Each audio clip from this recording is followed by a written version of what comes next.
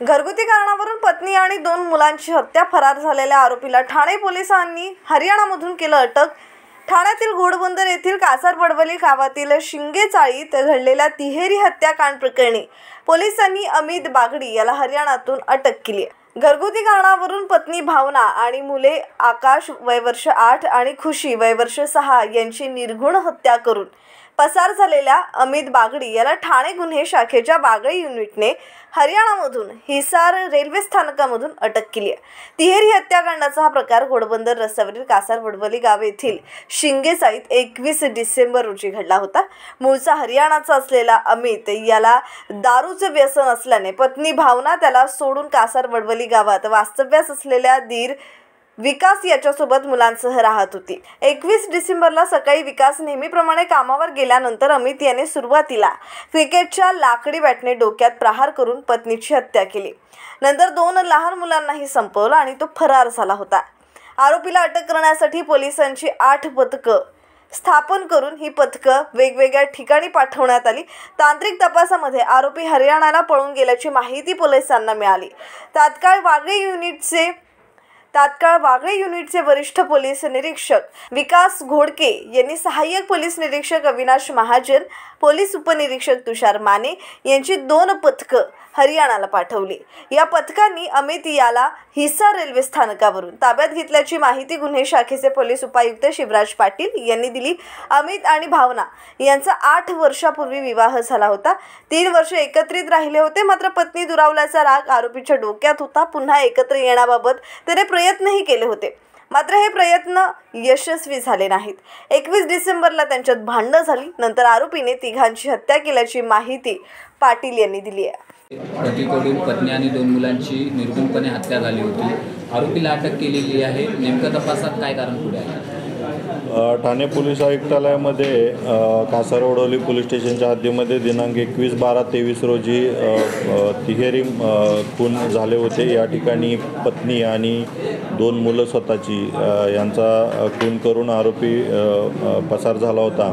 या अनुषंगाने कासारवडवली पोलीस स्टेशनमध्ये गुन्हा दाखल करण्यात आला आणि अतिशय संवेदनशील असे मर्डर असल्यामुळं माननीय पोलीस आयुक्त Ashutosh Dumre sir, joint CP sir, additional CP crime Panjabrao Ugle sir यांनी आदेशित केलं होतं की तात्काळ आरोपी अरेस्ट होणं गरजेचं आहे। त्या अनुषंगानं गुन्हे शाखा ठाणे या ठिकाणी आपण 8 पथकं तयार करण्यात आलेली होती। याच्यामध्ये या सगळ्याचं नेतृत्व ACP निलेश सोनवणे करत होते आणि युनिट 5चे विकास घोडके आणि त्यांची टीम याला लीड करत होती। यामध्ये सदरचा आरोपीचा ज्यावेळेस पळून गेला त्यावेळेस आपण टेक्निकल तपास असेल किंवा काही माहिती आपल्याला जी मिळत होती त्या अनुषंगाने या सर्व टीम काम करत असताना हा आरोपी आपल्या महाराष्ट्रातून पलायन करून हरियाणा येथे जाण्याची शक्यता असल्याकारणाने आपण दोन्ही ठिकाणी तपास करत होतो। त्या अनुषंगाने आपल्या 2 टीम हरियाणामध्ये सुद्धा तपास करत होत्या आणि सदरचा आरोपी हा ट्रेननं त्या ठिकाणी गेला असता हिसार रेल्वे स्थानकावरती हरियाणामध्ये आपण त्याला ताब्यात घेतलं। तर 48 तासामध्ये आपण ह्या मर्डरचा आपण जो आरोपी आहे त्याला अरेस्ट करण्यात आपल्याला सक्सेस मिळालेला आहे।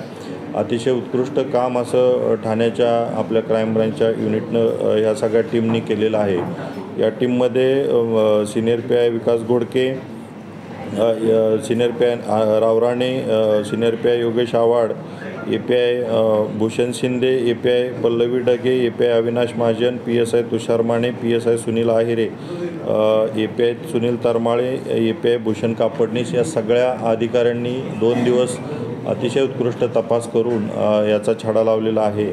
आरोपी आता ताब्यामध्ये आहे। आरोपीचा आपण ज्यावेळेस इंट्रोगेशन केलं त्यावेळेस असं लक्षात आलं की हा आरोपी सुरुवातीला 3-4 वर्ष लग्नानंतर हे एकत्र राहत होते आणि नंतर त्याची पत्नी त्याच्या भावाबरोबर पळून गेलेली होती आणि ते त्याच्या डोक्यामध्ये होतं आणि त्या अनुषंगानं तो 1 महिन्यापूर्वी महाराष्ट्रामध्ये आला होता। सुरुवातीला ते हरियाणामध्ये राहत होते आणि ते भाऊ आणि पत्नीकडं महाराष्ट्रात पळून आले होते आणि 1 महिन्यापूर्वी तो या ठिकाणी महाराष्ट्रात आला होता आणि त्याच्या डोक्यामध्ये हेच होतं की अशा पद्धतीची घटना त्याच्यासोबत झालेली आहे आणि तो 6-7 दिवसापूर्वी जी खुनाची जी घटना झाली त्याच्या 6-7 दिवसापूर्वीपासून त्यांच्याबरोबर राहायला आला आणि त्याच्या ज्या दिवशी खून झाले त्या दिवशी सकाळी याचं आणि पत्नीचं भांडण झालं त्या ठिकाणी. आणि त्या ठिकाणी जी बॅट होती क्रिकेटची त्यानं या पत्नीच्या डोक्यात घालून अतिशय निगरूणपणे तिचा खून केला आणि त्या ठिकाणी त्याची स्वतःची 2 मुलं यांनासुद्धा त्या ठिकाणी बॅटने मारून त्यांचे खून केले. तर अतिशय निगरूणपणे हे खून झालेले होते. अतिशय संवेदनशील घटना ठाण्यामध्ये झाली होती. याचा तपास करून ह्या सगळ्या युनिटनी तात्काळ आपले जे क्राईम ब्रँचने या ठिकाणी आपण आरोपी अरेस्ट केलेला आहे. याच्यामध्ये आपण आणखी तपास करत आहे आणि अतिशय चांगले स्ट्रॉंग एव्हिडन्सेस प्रोड्यूस करून याला चांगल्या पद्धतीनं कन्व्हिक्शन कसं होईल या पद्धतीनं आपण तपास करणार आहोत. आरोपीचा बॅकग्राऊंड आरोपी सुरुवातीला म्हणजे त्याच्या गावी तो बांधकाम च्या ठिकाणी तो वर्कर म्हणून काम करत होता आणि या ठिकाणी महाराष्ट्रात आल्यानंतर त्यानं साफसफाईचं काम काही ठिकाणी करत होता. अशा पद्धतीचं त्याचं बॅकग्राऊंड आहे. निश्चित कारण हे आहे की त्याची पत्नी त्याच्यासोबत राहत नव्हती आणि त्याच्या भावाबरोबर पळून गेली होती. तर या पद्धतीनं त्याने ते समजावायचाही प्रयत्न केला पण ते होत नसल्यामुळे त्यानं ते त्याच्या डोक्यामध्ये ठेवून त्यानं त्यांचा मर्डर केला. आरोपी दारूची नशा करत असलेल्याचं समोर आलेलं आहे. बाकी त्याचं क्रिमिनल बॅकग्राऊंड वगैरे काय आहे असं अद्याप तरी समोर आलेलं नाही. परंतु आपण आणखीनही तपास चालू आहे. तशा पद्धतीचं काय आलं तर त्या अनुषंगाने आपण कारवाई करणार आहोत. Thank you sir. परिसरातील बातम्या आमच्यापर्यंत पोहोचवण्यासाठी स्क्रीनवर दिलेल्या क्रमांकावर संपर्क साधू शकता. 9819778403. त्याचप्रमाणे अधिक माहितीसाठी स्क्रीनवर दिलेला ठाणे बातमीदार वृत्तवाहिनीच्या ईमेल आयडी वर देखील आपल्याला संपर्क